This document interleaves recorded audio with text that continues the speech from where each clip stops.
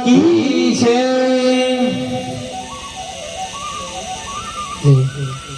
परीक्षित जी प्रेम से बोले जय श्री कृष्ण। जय। हम जीवन में 3 प्रकार के पाप करते हैं, मनसा, वाचा और कर्मणा। देखो कई बार हम करते जरूर है, जाहिर नहीं होने देते मन में, पर वाणी से पाप करते हैं। देखो 2000 रुपए की नौकरी करता था, मैंने देखा था, हमारे पड़ोस में थे, मुनीम जी थे, यहीं से पास में जाते थे। आज देखो 2000 करोड़ का टर्नओवर है, देखो चले जा रहे हैं। देखो 10 रुपए का टेम्पू लेकर के रोज नौकरी करने जाता था, आज देखो घर पर मर्सिडीज खड़ी है। अरे मैंने 5 लोगों को एक कमरे में रहते हुए देखा है, और आज देखो घर कोठी, संगमरमर की कोठी लगी है, चले जा रहे हैं मन से। देख मतलब हम मन से चल रहे हैं, ये मन का पाप है किसी को देख के चलना। क्यों चले किसी को देख करके? ये मन से पाप करते हैं।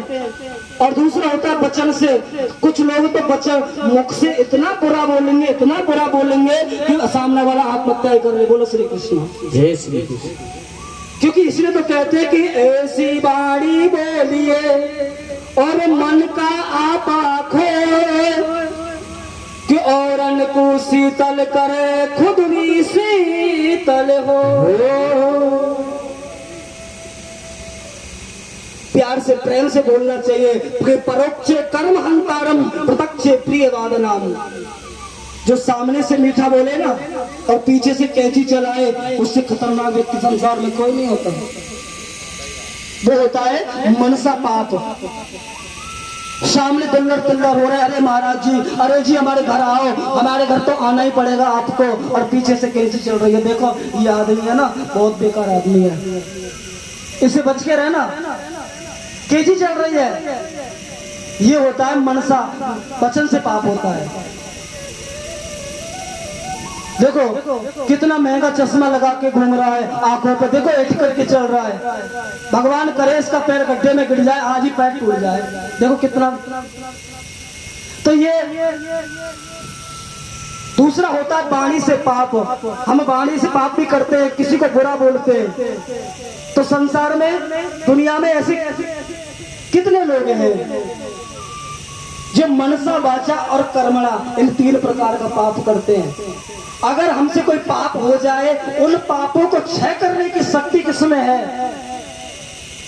इन 3 प्रकार के ताप और 3 प्रकार के पाप, इन सब को क्षय करने की शक्ति मेरे परमात्मा गोविंद में है। कि तापत्व विनाशाय, इन 3 प्रकार के तापों को क्षय करते हैं वो। अब तीसरा क्या होता है कि कोई होता है ना संसार में दुखी, कि कहते कि कोई तन दुखी, कोई मन दुखी, कोई धन बिन रहते उदास, थोड़े थोड़े सब दुखी, सुखी श्याम के दास। संसार में आपको कोई एक भी व्यक्ति ऐसा नहीं मिलेगा जो अपनी छाती पर हाथ धर के बोल सके कि नहीं भैया, मैं तो संसार का सबसे सुखी व्यक्ति हूँ, मुझसे तो सुखी संसार में कोई है ही नहीं। कोई है था ऐसा? आज लाखों लाखों का, करोड़ों का टर्नओवर है, 2-2 हजार करोड़ रुपए रोज आते हैं, लेकिन शरीर तन से दुखी है। महाराज शरीर इस प्रकार है कि डॉक्टर ने कह दिया कि महाराज आपने तला हुआ खाना खा लिया ना। तो मैंने ऐसे बहुत सारे लोगों को देखा है, एक थोड़ा सा मीठा खाने पर शरीर में 10-10, 5-5 इंसुलिन लगानी पड़ती है, वरना ऐसे बेहोश हो जाते, शरीर टूटने लग जाता है। क्यों महाराज? ब्लड शुगर हाई हो गया, शुगर की बीमारी हो गई, तन से दुखी है। डॉक्टर ने कहा है कि सूखा फुल्का खाना पड़ेगा महाराज, और ज्यादा कुछ गलती से भी मत खा लेना। तो महाराज तन से दुखी है, लाख कम पैसे की कोई कमी नहीं है, ऐसा नहीं है कि वो खा नहीं सकते, वो खा सकते हैं, पर ये शरीर है ना, ये खाने नहीं देता। और दूसरे मन से दुखी है महाराज, किसी बात की कोई कमी नहीं है घर में, अनंत परमात्मा की कृपा से बहुत सारी धन दौलत है।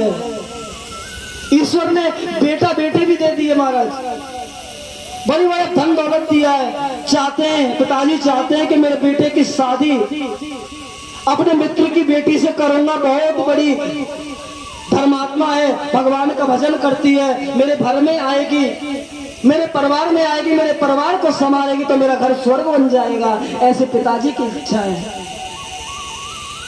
पर क्या करें, पिताजी ने शादी तय कर दी और शादी से 2 दिन पहले बेटा घर की नौकरानी को लेकर के भाग गया। बोले जय श्री कृष्ण। साधु अब मन दुखी है क्योंकि समाज में मौत दिखाने के लिए लायक नहीं रहे, बेटा सुनता नहीं है, बेटी बात मानती नहीं है, घर में चलती नहीं है, तो महाराज मन से दुखी है। बोले वृंदावन में हरिलाल की जय। तो महाराज कोई धन से दुखी है, बेचारा दिन भर मजदूरी करके लाता है। चेंजर नहीं क्या?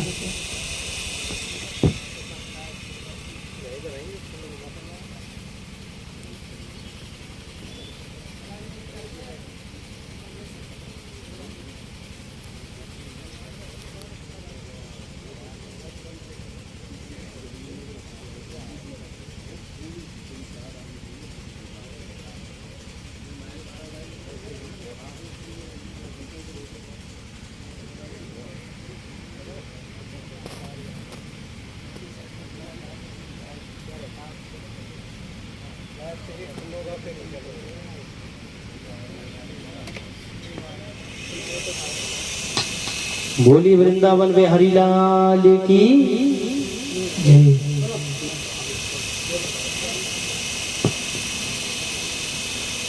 तो महाराज धन से दुखी हैं,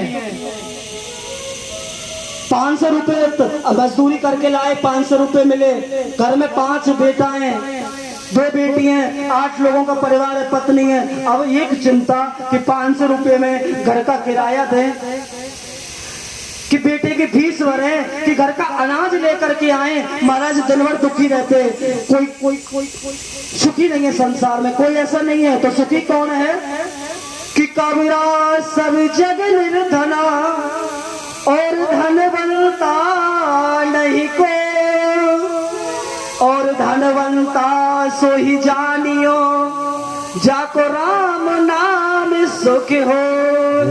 संसार में कोई सुखी नहीं है कि दीन कहे धनवान सुखी और धनवान कहे सुख राजा कुम्हारी, राजा कहे महाराज सुखी, महाराज कहे सुख इंद्र कुम्हारी, और ब्रह्म इंद्र कहे सुख चतुरानन को, और चतुरानन कहे सुख विष्णु को भारी, और तुलसीदास विचार करे बिन भजन विना सब जीव दुखारी।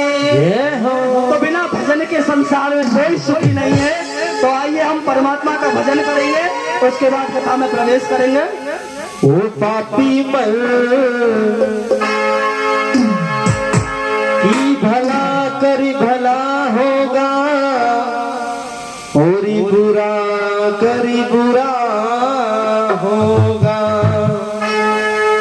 कोई देखे या ना देखे मेरा परमात्मा देखता होगा।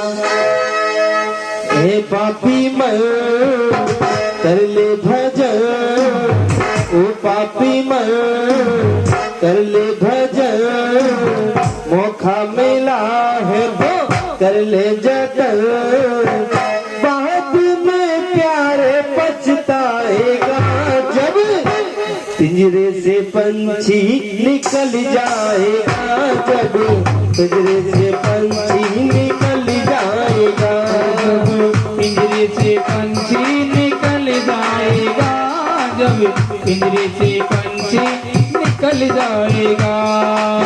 वो पापी मन कर ले भजन, वो पापी मन कर ले भजन, मौका मिला है तो कर ले जतन, मौका मिला है तो कर ले जतन।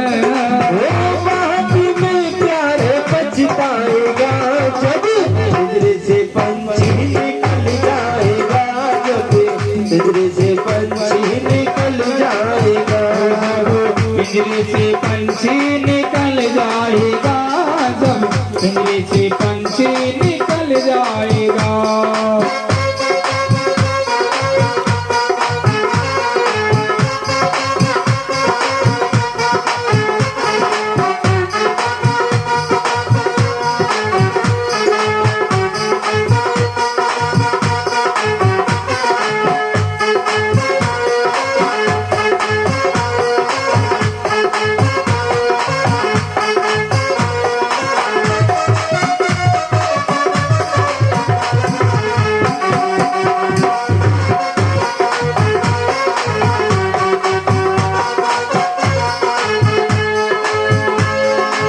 चार दिनों का है जग मेला, कोई न साथी संगी अकेला। चार दिनों का है जग में मेला, कोई न साथी संगी झमेला। चार दिनों का है जग मेला, कोई न साथी संगी अकेला।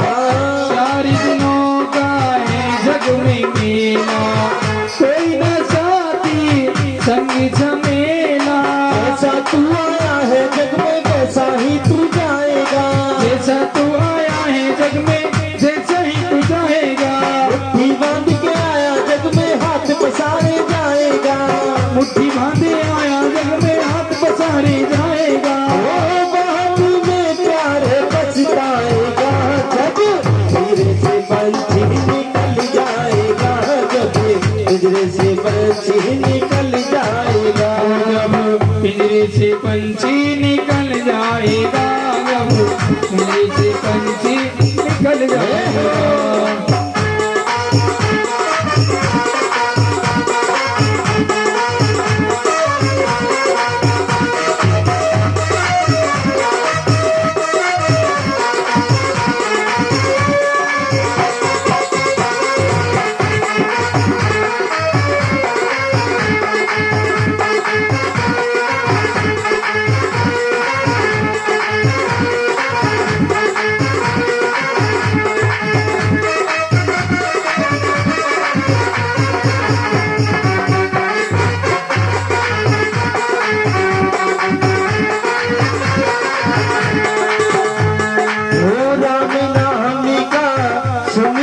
कर ले, राम नाम अति प्यारा है। राम नाम का सुमिरन कर ले, राम नाम अति प्यारा है। ओ राम नाम का सुमिरन कर ले, राम नाम प्यारे घट में धर ले। राम नाम का सुमिरन कर ले, राम का नाम प्यारे घट में धर ले। राम जी का नाम प्यारे काम तेरे आएगा, राम जी का नाम प्यारे काम तेरे आएगा। जीवन मरण से तू मुक्ति पा जाएगा, जीवन मरण से तो मुक्ति पा जाएगा। राम जी का नाम प्यारे काम तेरे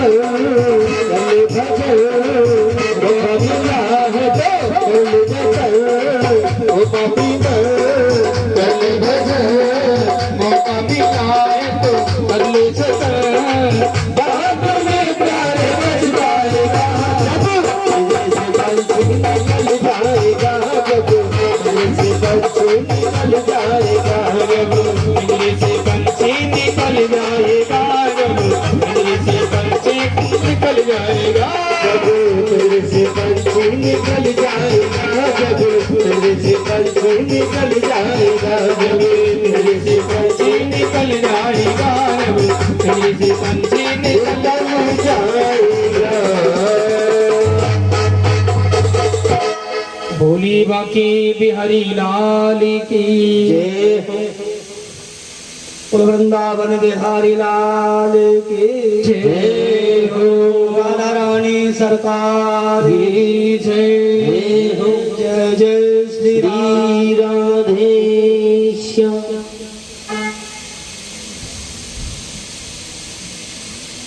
जो प्रथम जो श्लोक था उसमें व्यास जी महाराज ने भगवान के स्वरूप की वंदना की, भगवान के कार्यों की वंदना की और भगवान कार्य क्या करते हैं इसकी वंदना की।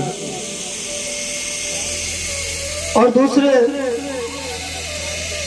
अब हम भगवान जो सुखदेव जी शुक्राचार्य जी हैं उनके चरणों में एक बार प्रणाम करेंगे और उसके बाद श्रीमद् भागवत जी के प्रवेश करेंगे कि प्रजन्तमनपेतमपेत कृत्यं द्वैपायनो वृकातर्याजुहवम् पुत्रेति तन्मयितया सर्वो विनेदुः सर्वभूत हृदयं मुनिमानितोऽस्मि। हम पूज्य भगवान श्री सुखदेव जी की वंदना करते हैं। देखो कितना दिव्य है भगवान का स्वरूप कि 12 वर्षों तक जिन्होंने मातृगर्भ में वास किया और जन्म लेते ही वो सन्यासी होकर के वन को चले गए। अरे मुंडन की जरूरत तो वहां पड़ती है जहां संस्कार मुंडन या सिर में बाल आए हों, और संस्कारों की जरूरत वहां पड़ती है जहां संस्कारों का अभाव हो।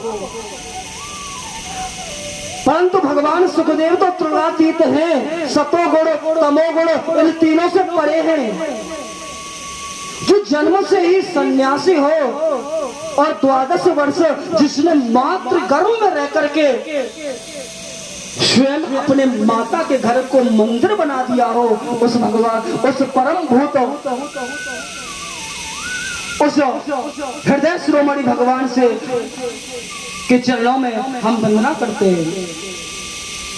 देखो सनिध्यम गच्छन्त भव्यम, जो वन की तरफ प्रस्थान तो कर रहे हैं, जिनकी श्याम वर्ण की जिनकी क्रांति है, बड़ा अद्भुत है भगवान का ये रूप। ऐसे भगवान सुखदेव जी महाराज के मुख से जो श्रीमद् भागवत जो सद ग्रंथ है ये उनके मुख से निश्चित ग्रंथ है। और हमारे वृंदावन में तो एक कहावत है कि तोता जिस फल को मुख लगा देना वो मीठा हो जाता है। इसलिए श्रीमद् भागवत जो है ये ग्रंथ ये भगवान सुखदेव जी के द्वारा बड़ा ही मीठा सदग्रंथ आप लोगों के बीच में सुखदेव जी महाराज ने कलयुग के जीवों की मुक्ति के लिए ये परम रास्ता बताया है। देखो जैसे कि हम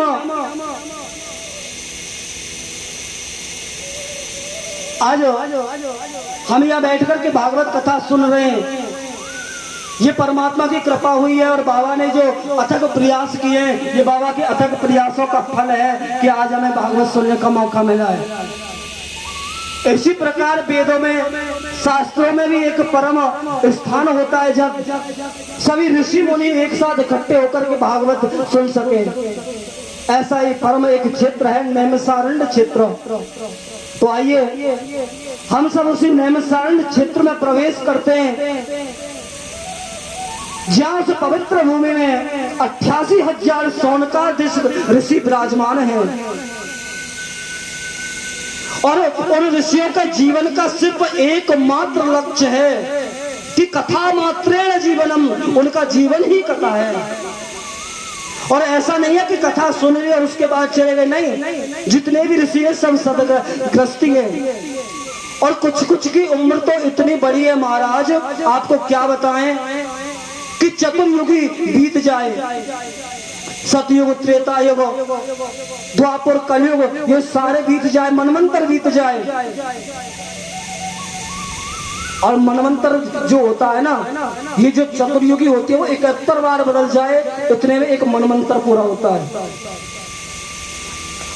ऐसे मनवंतरों को पूरे देखने वाले ऋषि वशिष्ठ जी, चमन ऋषि, कनाद ऋषि, ऐसे ऐसे ऋषि हैं। आज महाराज ऐसे 88,000 ऋषि एक जगह उस नेमसाइंड की भूमि में अपने गृह कार्यों से निवृत्त होकर के सभी ऋषि विराजमान हैं। तो उनके मन में विचार उत्पन्न हुआ, आज भगवान की कथाओं का, कौन सी कथाओं का दिव्य रसास्वादन किया जाए, ऐसी भगवान की कौन सी कथा सुनी जाए, क्योंकि कथा तो रोज सुनते हैं, पर आज ऐसी कौन सी कथा सुनी जाए। पर कहते हैं ना कि जब भगवान की कृपा होती है तो रास्ता भी निकल आता है। वो ऋषि इतना सोच ही रहे थे कि आज उनके बीच में एक युवा, 20 साल का एक युवा संत आ गया, जिनका नाम है उच्चश्रेवा सूत जी महाराज। ये रोमहंसन के पुत्र है, इसलिए इनको रोमहंसन भी कहते हैं। अब तो जैसे ऋषि महाराज ने देखा कि भगवान सुखदेव जी के परम आदरणीय और व्यास जी महाराज के परम शिष्य सूत जी महाराज का हमारे बीच में प्रादुर्भाव हुआ है, तो सभी ऋषि खड़े हो गए और खड़े होकर के स्वागत करने लगे। आइए महाराज, स्वागत है आपका। अब तो आप खुद ही सोचो, एक छोटा सा बालक और इतने इतने बड़े बड़े उम्रों वाले ऋषि, उनके बीच में जब पहुंचते तो वो खड़े होकर के स्वागत करते, तो संकोच तो होता ही है ना। तो कहने लगे, महाराज क्या करते हो? अरे नहीं नहीं, मैं आपके पुत्र नाती बेटाओं के बराबर हूँ, मेरा खड़ा होकर सम्मान मत कीजिए। तो सौनकादिक ऋषि बोले कि महाराज कि धन वृद्धा, बल वृद्धा, आयु वृद्धा, ते सर्वे अपि ज्ञाना वृद्धाश किंकरा शिष्य किंकरा। कि महाराज कोई धन में बड़ा होता है, कोई किंचित आयु में भी बड़ा हो सकता है। और सूत जी महाराज जो आयु में और धन में बड़ा होता है ना, वो बड़ा नहीं होता, जो ज्ञान में बड़ा होता है ना, वो सबसे बड़ा होता है। और आप जो हो ना, वो आप तो करोड़ों सूरजों के समान हो कि सूर्य कोटि समप्रभा, आप करोड़ों सूर्यों के समान हो महाराज। इसलिए हम आपको नहीं, आपके ज्ञान को प्रणाम कर रहे हैं। और एक बात और कह दी कि महाराज आप हमारे बीच में आए हो, हम पर एक कृपा करो कि क्या कि अज्ञानान्त विरान्दस्य कोटिशूर समप्रभा सुतख्यायी कथासारम मम कर्ण रसायनम। आपके परम विनम्र निवेदन है महाराज, हमारे जो कान है ना, ये भगवान की अमृतमयी कथा सुनना चाहते हैं। मम कर्ण रसायनम, ऐसी कथा हमें सुनाओ जो हमारे कानों को अमृत के समान लगे। और एक बात आपसे कह देते हैं, हमें जीवन में कोई दुख नहीं है। हम इसलिए नहीं सुन रहे कि हमें कोई जीवन में दुख है। अरे जीवन में दुख आए, दुख को हमने कभी दुख समझा ही नहीं महाराज, क्योंकि दुख और सुख ये तो संसार में परमात्मा के दो दिए हुए। जो दुख को देख ले वो दुख है, और जो सुख को सुख मान करके चले वो सुख है महाराज। हमारे जीवन में कोई दुख नहीं है। आप ऐसी कथा सुनाओ कि कथा हम सुने और दुख संसार के लोगों का कट जाए महाराज। हमारे जो कान है ना ऐसी कथा सुनना चाहते हैं। देखो जीवन में एक बात याद रखना, संत के पास जाकर के कभी ये सवाल मत करो महाराज, कोई ऐसा प्रश्न मत करो कि महाराज मेरा पोता हो जाएगा, महाराज मेरी फैक्ट्री कैसे चलेगी, महाराज मुझे धन कैसे कमाने का अवसर मिलेगा। संत के पास जाकर के अगर प्रश्न ही करना है तो एक ही प्रश्न करो कि महाराज मेरा जो मन है ये भगवान के चरणों में कैसे लगे, मुझे कृष्ण कैसे प्राप्त होंगे। ये जो प्रश्न आपसे किया है ना ये सर्वोत्तम प्रश्न है, क्योंकि कहते ना अन्न का एक भी कण और संतों का एक भी क्षण व्यर्थ नहीं जाना चाहिए। संतों का जीवन बड़ा ही अनमोल होता है।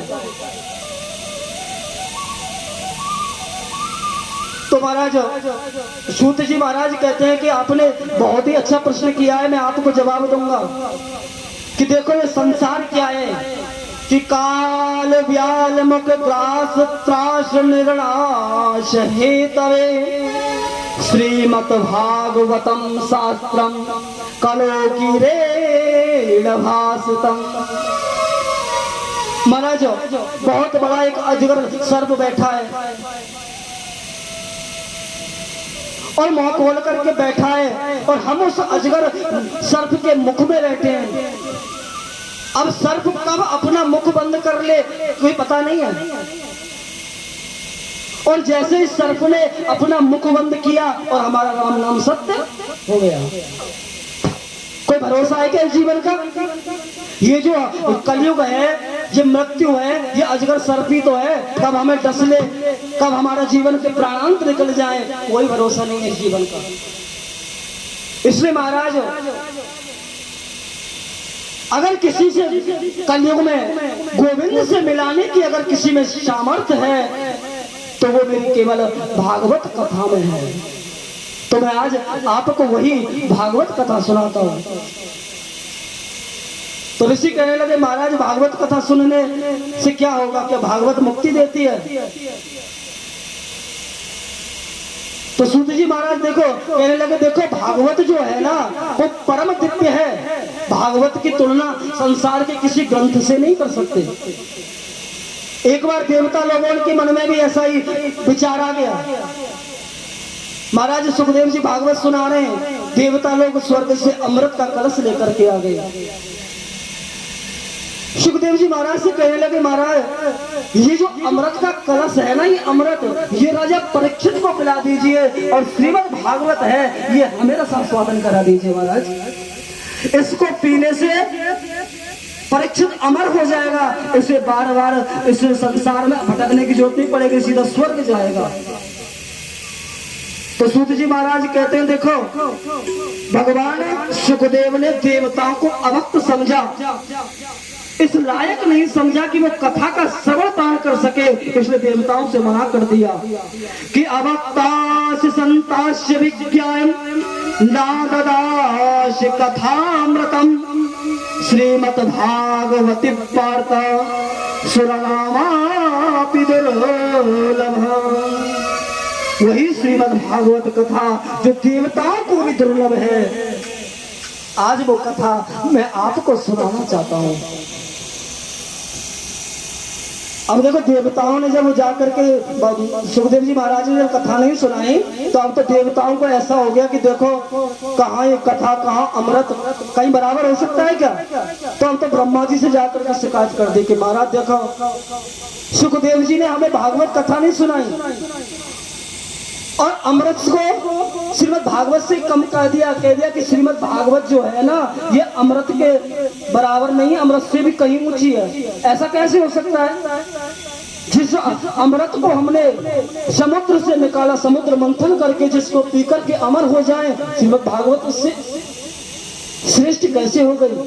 तो ब्रह्मा जी ने कहा देखो मैं आपको इसके बारे में बताऊंगा नहीं, प्रत्यक्ष में प्रमाण दूंगा। तो ब्रह्मा जी ने क्या किया कि लघुन्यापि जातानि गौरवेदम इदम है तदम ऋषिगणा सर्वे विस्मयं परमं ययो। संसार के जितने भी ग्रंथ जितने भी सोना चांदी, जितने भी संसार में जितने भी वस्तु हैं, सभी संसार की वस्तुओं को एक पलड़े में रख दिया और श्रीमद् भागवत को एक पलड़े में रख दिया कि लघुन्यापि जातानि गौरवेणम। संसार की सब चीज से भरा जो पलड़ा था वो ऊपर को हो गया और श्रीमद् भागवत जी का जो पलड़ा है ना वो नीचे को हो गया। अब देखो, जिस चीज में वजन होगा वो चीज नीचे को जाएगी कि नहीं जाएगी, और जिसमें कम होगा वो ऊपर को जाएगी। श्रीमद् भागवत में वजन क्यों है? ब्रह्मा जी ने बताया, देखो श्रीमद् भागवत कोई पोथी नहीं है, श्रीमद् भागवत कोई किताब नहीं है। अरे श्रीमद् भागवत तो स्वयं मेरे कन्हैया का बाण में स्वरूप है, विग्रह है। स्वयं गोविंद इसमें विराजमान है, और जिसमें परमात्मा विराजमान हो जाए क्या संसार की कोई भी चीज उसकी बराबरी कर सकती है? इसलिए संसार की सारी चीजें उससे नीचे की तरफ है। अब तो महाराज ऋषियों ने महाराज एक प्रश्न कर दिया कि महाराज एक बात बताओ, कथा से सुनने से किसी को मुक्ति मिली है क्या?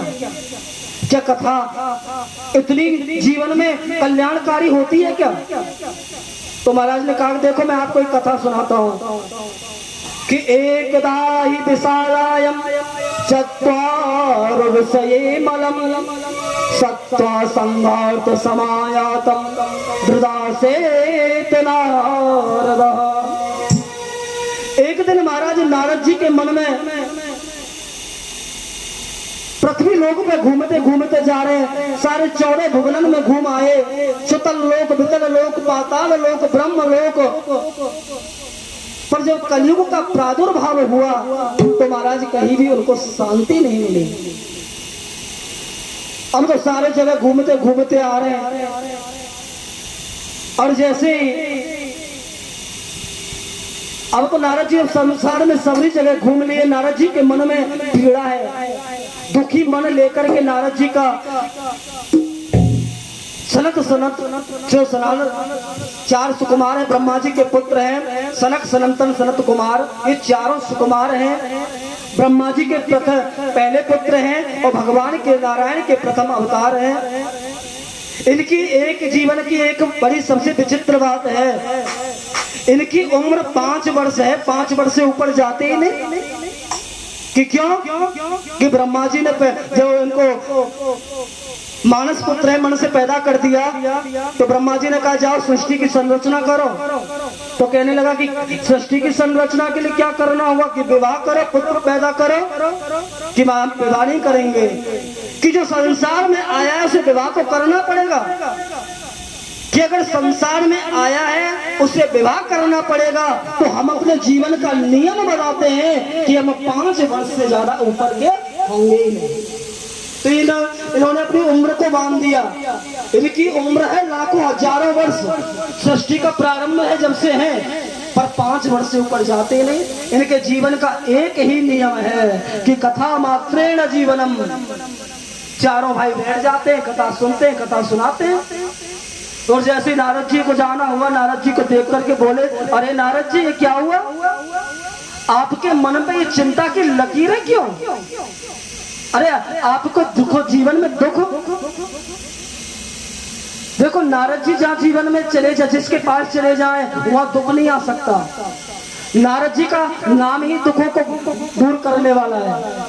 कहते कि भवतो नारम देव दर्शनम, जिसको नारद जी मिल जाए उसको भगवान मिल जाते हैं। भगवान के दर्शन कराने वाले नारद जी, और खुद नारद जी के जीवन में ये संतोष नहीं है।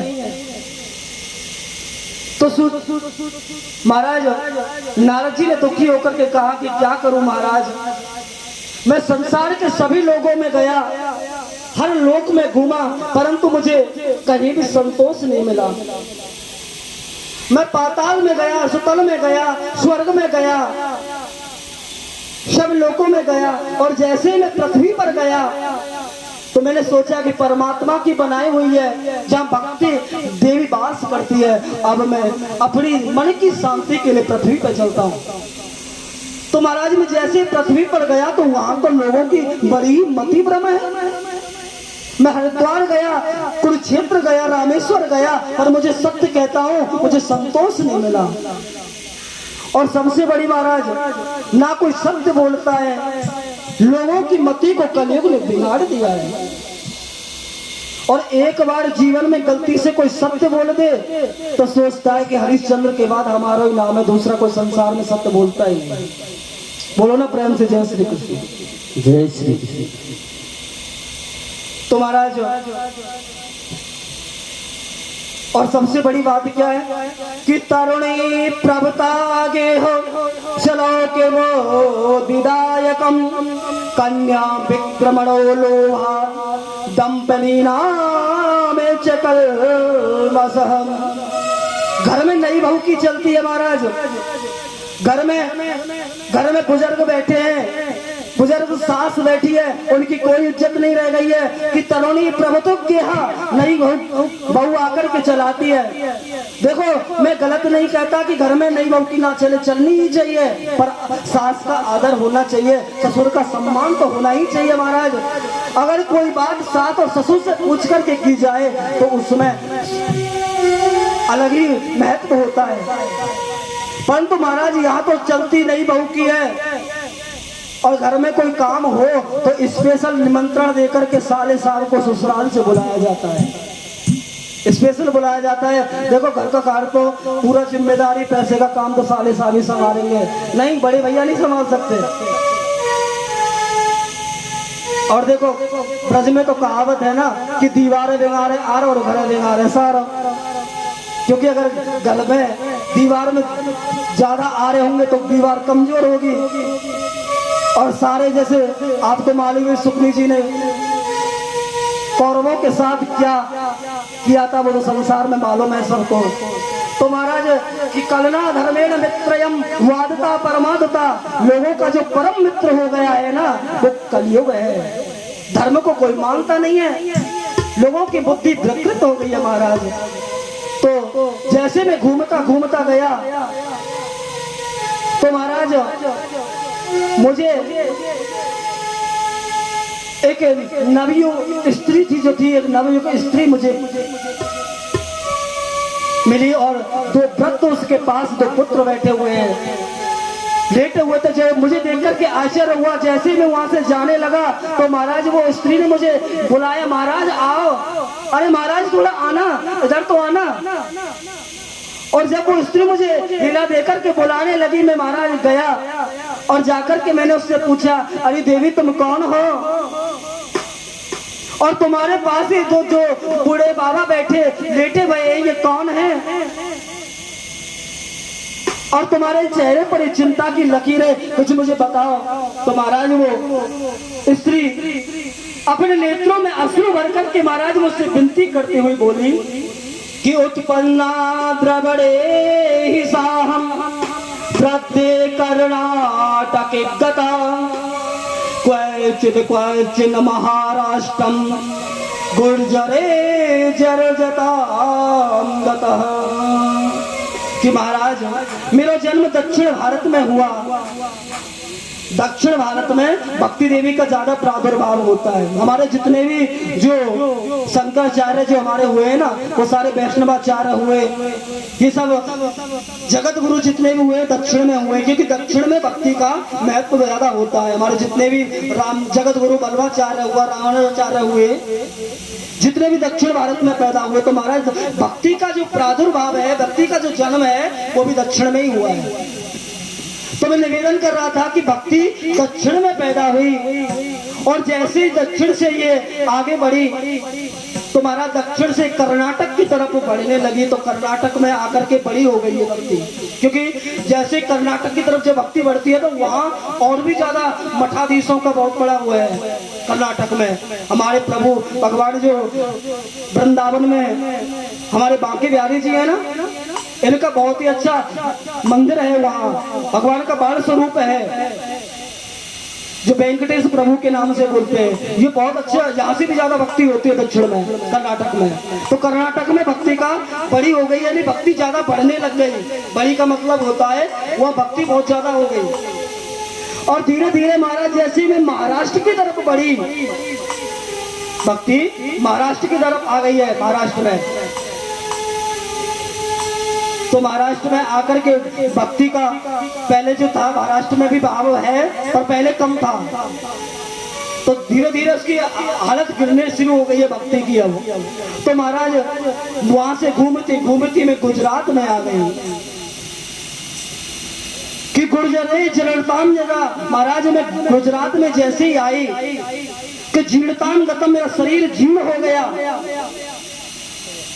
पहले जो भक्ति थी, भावना जो थी गुजरात में नहीं थी। जब से हमारे नरसिंह मेहता जी ने आए और नरसिंह मेहता जी ने पोरबंदर में भक्ति का प्रादुर्भाव किया और उनके भक्ति को लेकर के भगवान ने सावलिया सेठ बन करके और वहां भात भरा, तब से भक्ति का पोरबंदर की तरफ से धीरे धीरे भक्ति बढ़ने लगी। सूरत की तरफ भक्ति का बहुत बड़ा अभाव हो गया है, पर पहले भक्ति का भाव गुजरात में कम था।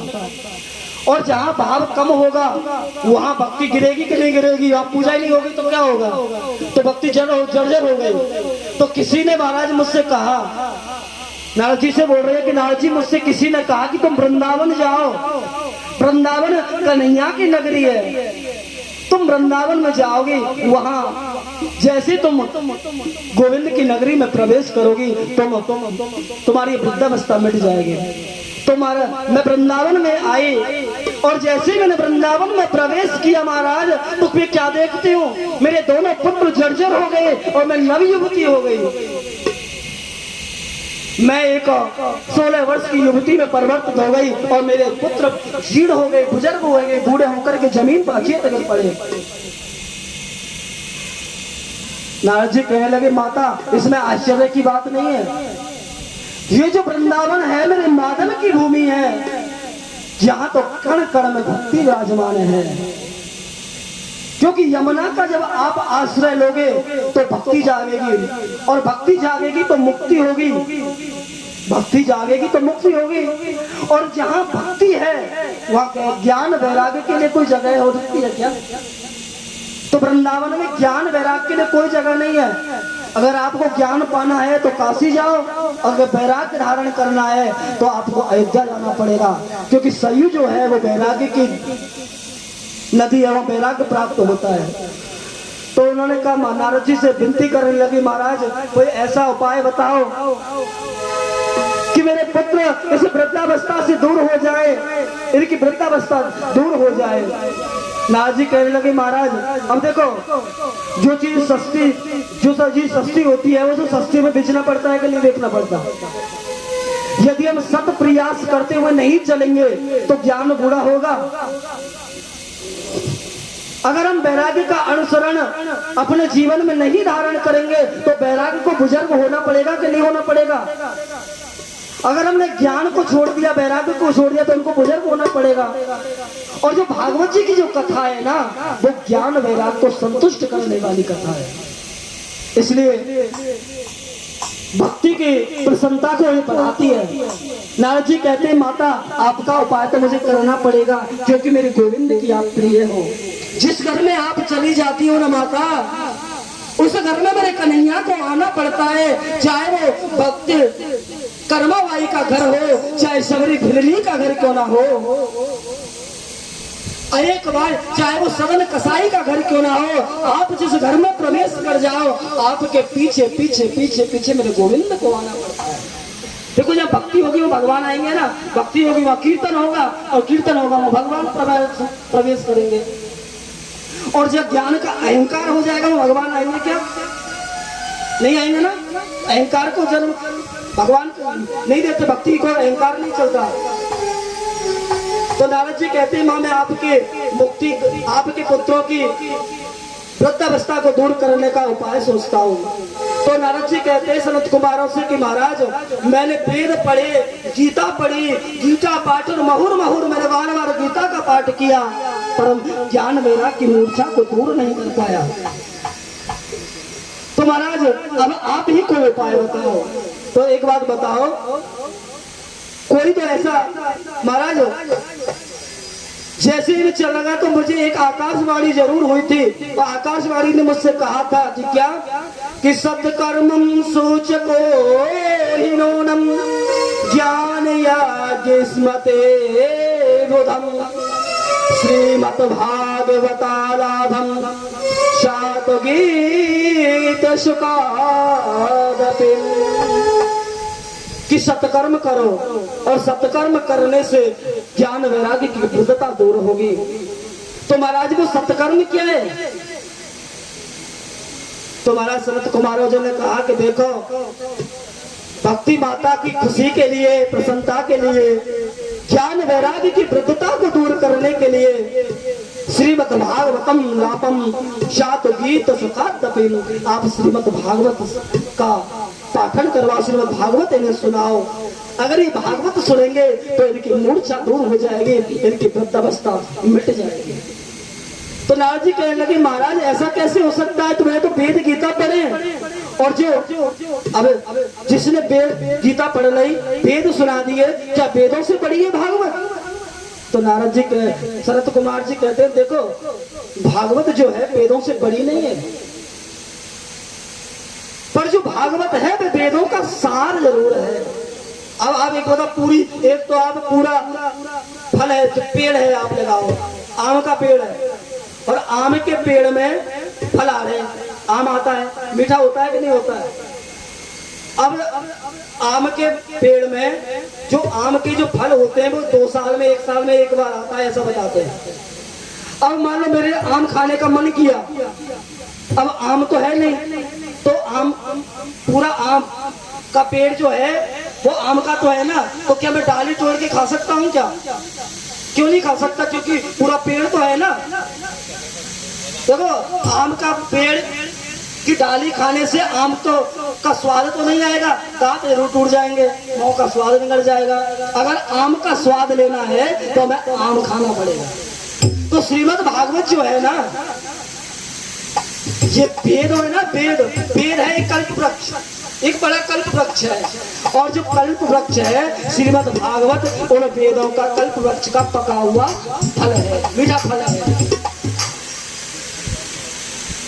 क्योंकि तो महाराज ये किसी ने पूछ दिया, महाराज एक बात बताओ, अगर ये वेदों का फल है तो उसे कहाँ खाएं? कि पता के फूला फला के दृष्टि में इस सब जो फल भगवान है, जो वेदों का जो फल जो है श्रीमद् भागवत, इस कथा भागवत का आप पान कराओ, इनको रसास्वादन कराओ। तो महाराज अब तो नारद जी ने कहा कि महाराज मुझे भक्ति महारानी की और ज्ञान वैराग्य की वृद्धता दूर तो करनी पड़ेगी, इसलिए कथा का सभी को बुलाया गया। अब नारद जी महाराज ने कहा कि महाराज कथा कहाँ पे हो? तो देखो, कथा के लिए एक सबसे परम जगह चुनी गई थी, हरिद्वार की परम पवित्र भूमि। गंगा जी के तट पर आनंद नामक का वन है, वहां पर व्यास मंच बनाया गया। व्यास मंच पर चारों भाई सनक सनंतन सनत कुमार विराजमान हुए। नारद जी को मुख्य परीक्षित यजमान बनाया गया और श्रीमद भक्ति देवी को आमंत्रित किया गया। अब देखो, व्यास जी महाराज, सुखदेव जी महाराज ने एक बात कही है श्रीमद् भागवत जी में कि भक्ति सुतौ तरणी गृहीत्वा प्रेमाकरूपम सहवा विरासी श्री कृष्ण गोविंद हरे मुरारे नाथेति नामानि महोर्वदन्ति। श्रीमद् भागवत में लिखा है कि भक्ति सुतौ तरणौ गृहीत्वा, कि जैसे व्यास मंच बना और सनत कुमार जी विराजमान हुए और ज्ञान वैराग्य को बुलाया गया, और जैसे उन्होंने पांडाल में प्रवेश किया, भक्ति सुतौ तरणौ गृहीत्वा, उसके दोनों पुत्रों की मूर्छा से जागे और वृद्ध नहीं है वो, तरणौ गृहीत्वा, भक्ति के पुत्र तरुण हो गए, भागवत जी कहती है। अब देखो श्रीमद् भागवत सुन लेंगे तो क्या होगा, ये तो पांडाल में प्रवेश करने का फल है कि उनकी मूर्छा दूर हो गई। क्योंकि श्रीमद् भागवत जीवन को बदलती है। भक्ति माता का जो हृदय आसन होता है वो भक्तों के हृदय में होता है, और वास्तव में भक्ति का आसन तो भक्तों के हृदय में ही होता है। और हृदय जो होता है ना हमारा, ये मंदिर होता है। ये यहाँ पर हम गोविंद को स्थापित करते हैं, भगवान को स्थापित करते हैं, ऐसा शास्त्रों में लिखा है। इसलिए मन में शंका नहीं रखनी चाहिए। मन में शंका रखना अपराध होता है। अगर शंका आए तो उसका समाधान करना चाहिए। तो सुखदेव जी महाराज कहते हैं कि श्रीमद् भागवतो क्यायम प्रत्यक्षम कृष्ण एवं ही। श्रीमद् भागवत भगवान का स्वरूप है, जीवन को बदलती है। भागवत सब लोगों के मन की श्रद्धि को दूर करती है। हमारे जीवन में साक्षात भगवान कृष्ण को विराजमान करती है। और भगवान श्री कृष्ण कौन है? भगवान कृष्ण कौन है कि कृष्णति जीवनम चित्तम मति कृष्णाम हृदयम व्यक्तव्यम माध्यमम। आपकी प्रिया माधुरी, सरस माधुरी, ललित माधुरी और वेद माधुरी, ये भगवान की 4 प्रकार की मायाएं होती हैं। इन मायाओं को से हटाकर के जीव का जो हृदय होता है, यह भगवान के चरणों में आकृष्ट करती है श्रीमद् भागवत। तो महाराज नारद जी ने यहाँ एक प्रश्न कर दिया, महाराज एक बात बताओ। सनत कुमार जो है श्रीमद् भागवत के बारे में अब नारद जी को बता रहे हैं कि ये मानवा कुतस्त सर्वदा सदा दुराचारता विकृतम क्रूताम दग्धा कुटलाश काननम सप्ताह यज्ञेन करो पुलंकिते। जिस मानव ने जीवन में कभी सत्कर्म नहीं किया, भजन में कीर्तन में जिसकी कोई वृत्ति नहीं है, जिसने जीवन में पाप कर्म किया हो, जिसका मन पवित्र नहीं है और पाप करते करते जिसका जीवन व्यतीत हो गया हो और उसकी मृत्यु हो गई हो, ध्यान से सुनना, पाप करते करते जिसकी मृत्यु हो गई हो और मृत्यु के बाद ही उसको मोक्ष नहीं मिला हो और मरने के बाद वो प्रेत योनि में चला जाए, वो व्यक्ति प्रेत योनि में चला जाए, ऐसे व्यक्ति को भी अगर आप भागवत सुना दो ना कि सदा दुराचार तब क्रोतान नहीं लगता, ऐसे व्यक्ति को आप भागवत सुना दो, उसका जीवन भी श्रीमद् भागवत सुनने से मुक्त हो जाता है। नारद जी कहने लगे महाराज ऐसा कैसे हो सकता है, जिसने जीवन पर्यंत कभी भगवान का नाम नहीं लिया उसे मोक्ष कैसे मिल सकता है। तो सनत कुमार जी कहने लगे देखो मैं आपको एक कथा सुनाता हूँ। हमारा जो शरीर है ना, हम 7 दिन कथा सुनते हैं कि नहीं सुनते?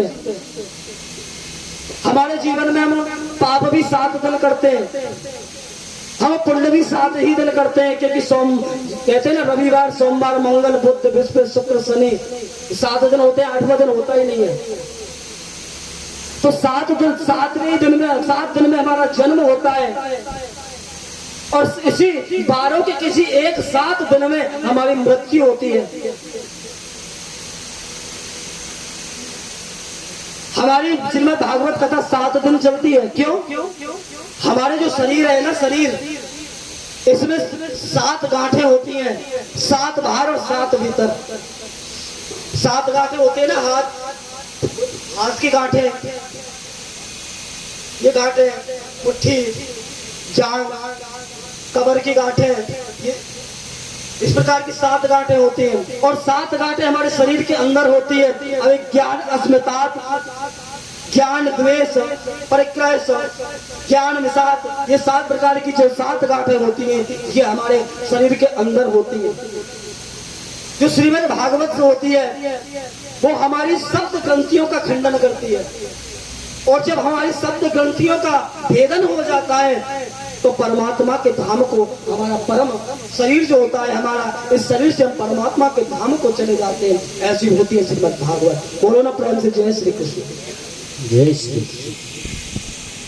तो महाराज सनत कुमार जी बता रहे कि तुंगभद्रा तटे पूर्वम मोततपात्मनमोत्तमम यत्र वर्णासु धर्मेण सत्य करेमं तत्परः।